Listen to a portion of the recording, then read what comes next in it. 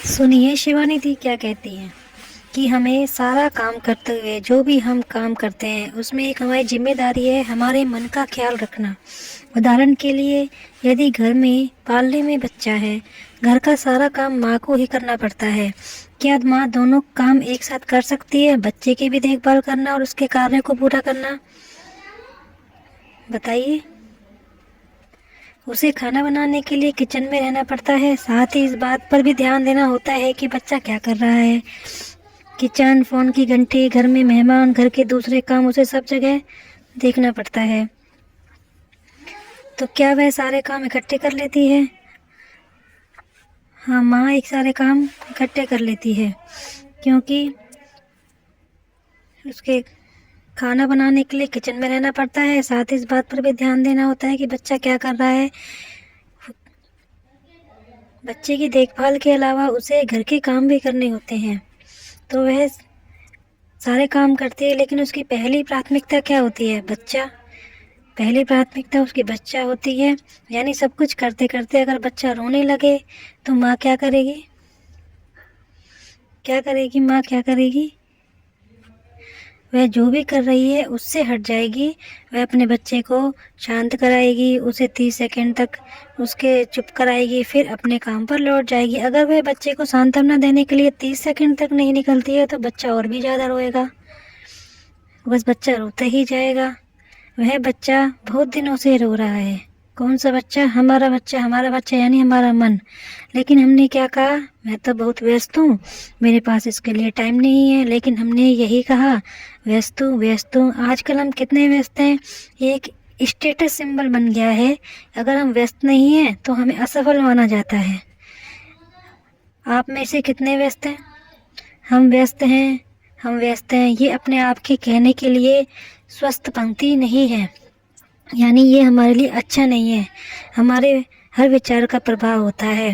जब हम कहते हैं कि मैं व्यस्त हूँ, तो मैंने अपने मन और शरीर को संदेश दे दिया कि मेरे पास समय नहीं है। कुछ लोग वास्तव में बिना कुछ किए ही बहुत ही ज़्यादा व्यस्त हो जाते हैं। क्या वह सही कर रहे हैं? क्या आप ऐसे लोगों से मिलते हैं, वे बहुत कुछ नहीं कर रहे हैं लेकिन वे दिन भर काफ़ी व्यस्त दिखाई देते हैं? और कुछ लोग ऐसे होते हैं जो बहुत कुछ करने के बाद भी बहुत आसान बने रहते हैं। इसलिए व्यस्त रहना हमारे दृष्टिकोण के बारे में है, ये इस बारे में नहीं है कि हमें कितना काम किया।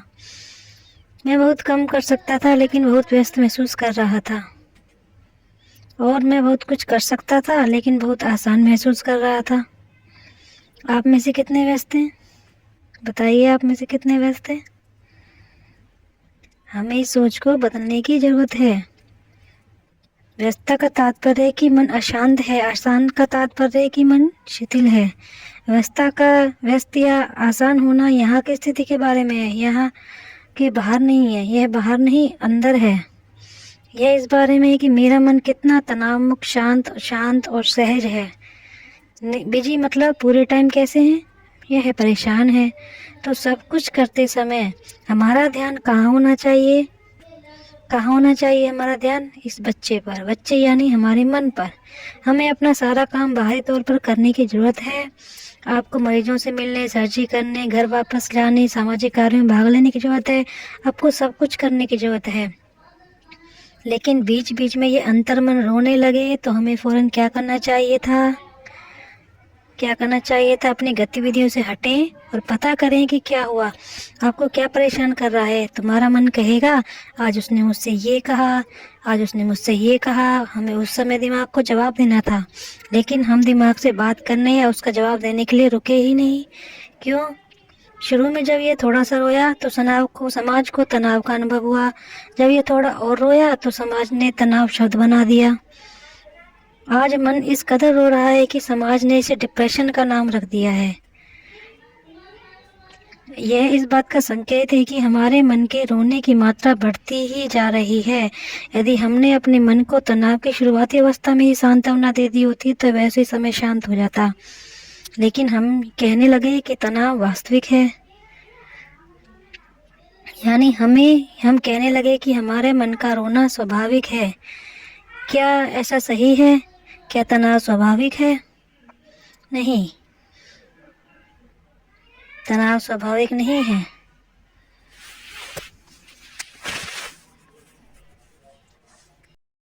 तनाव स्वाभाविक है?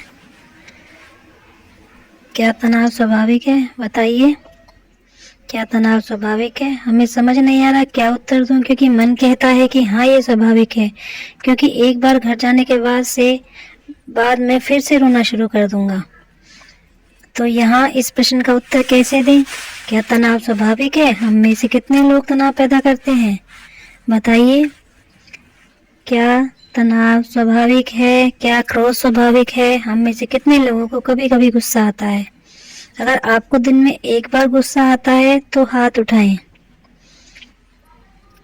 बताइए, अगर आपको दिन में कई बार गुस्सा आता है तो हाथ उठाइए। बीमारी काफी प्रबल है, यानी सबको बहुत ज्यादा गुस्सा आता है, यानी हर दिन में कई बार हम भी अपनी खुशियां खो रहे हैं। जब हम अपना गुस्सा करते हैं, जब हम अपनी खुशियां ही खो रहे हैं। अब हम अपने स्वास्थ्य और रिश्तों के लिए क्या कर रहे हैं? बताइए, यह सब हमारे इस विश्वास के नाम पर है कि क्रोध स्वाभाविक है। संपूर्ण चिकित्सा समुदाय, यदि आपका समुदाय प्राकृतिक की परिभाषा को बदल देता है तो समाज द्वारा बनाई गई परिभाषाएं बदल जाएंगी। यदि कोई डॉक्टर हमें बताता है कि तनाव स्वाभाविक है तो रोगी स्पष्ट रूप से कहेगा कि तनाव स्वाभाविक है। तो एक डॉक्टर को खुद इसकी परिभाषा की जांच करने की आवश्यकता होगी कि क्या स्वाभाविक है, तनाव वास्तव में स्वाभाविक है या ये मेरी खुद की ही अनावश्यक रचना है।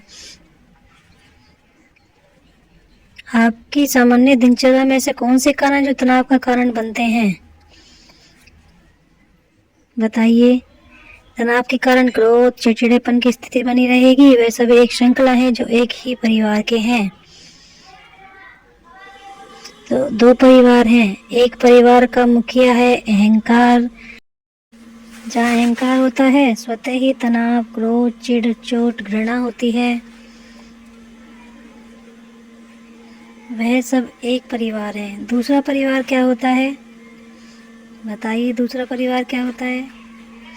दूसरा परिवार होता है जहाँ शांति, प्रेम, करुणा और देखभाल है। वे भावनाओं के दो परिवार हैं। जब वे हमारे घर आते हैं तो व्यक्तिगत सदस्य नहीं आते, उनके भावनाओं का पूरा परिवार हमारे घर आता है। और खूबसूरत बात यह है कि जब वे जाते हैं तो भी वे सब एक साथ ही जाते हैं, क्योंकि वे सभी आपस में अच्छी तरह से जुड़े हुए हैं। क्योंकि ये सभी आपस में अच्छी तरह जुड़े हुए हैं। जो